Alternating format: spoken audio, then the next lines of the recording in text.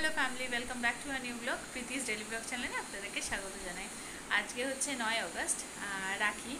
তো সকল ভাইদেরকে অসংখ্য ভালোবাসা জানাই, আর বোনেদেরকেও ভালোবাসা জানাই। সব ভাইয়েরা আজকে বোনেদের কাছে রাখি বাঁধবে, দিদিদের কাছে রাখি বাঁধবে। তো আজকে আমার ঘরে সত্যনারায়ণ পুজো হয়েছে। তো চলুন দেখাই আপনাকে পুজোটা। আর সবার আগে চলুন আজকে আপনাকে আমাদের ঘরের গোপালের দর্শন করার আগে তারপরে ব্লগটাকে শুরু করব। এই হলো আমার ঘরের গোপাল। সবাই দর্শন করে নিন সকাল সকাল পূর্ণিমার দিনে। পুজো হয়ে গেছে আমি আমার ঘরোয়াভাবে যেভাবে হয় সেইভাবে করেছি। তো পুজো কমপ্লিট হয়ে গেছে। এখানে সিন্নি সব করা আছে, মিষ্টি, ওখানে ফল। আমি ফল কেটে দিই, কেন পরে যেহেতু ফল প্রসাদ দেওয়া হবে নষ্ট হয়ে যাবে, তাই আমি ওগুলোকে কাটিনি।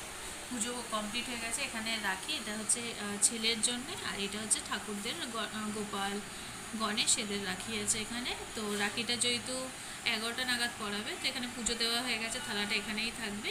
একটু পরে সব প্রিপারেশন হবে, সবার স্নান হয়ে গেছে।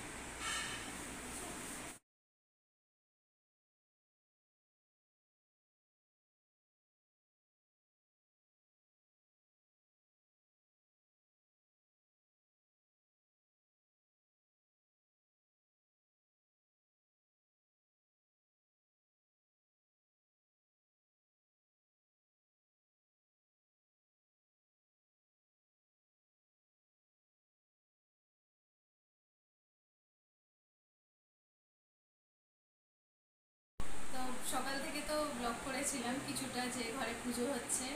তো তারপর থেকে আর ব্লগ শ্যুট করা হয়নি। সত্যি কথা বলতে আমি ভুলে গেছিলাম। তার মধ্যে এত রোদ উঠেছে, গরম, জামা কাপড় কাচা এই ওই সব করে হয়নি। তো কি কি রান্না করেছি দুপুরবেলা, আজকে তো শনিবার জানেনি, রাখি হলো, কিছু করার নেই, কালকে রান্না বান্না হবে। আজকে নিরামিষে আমি কি কি রান্না করেছি চলুন। ভাত, এটা কলমি শাক ভাজা কালো জিরে দিয়ে।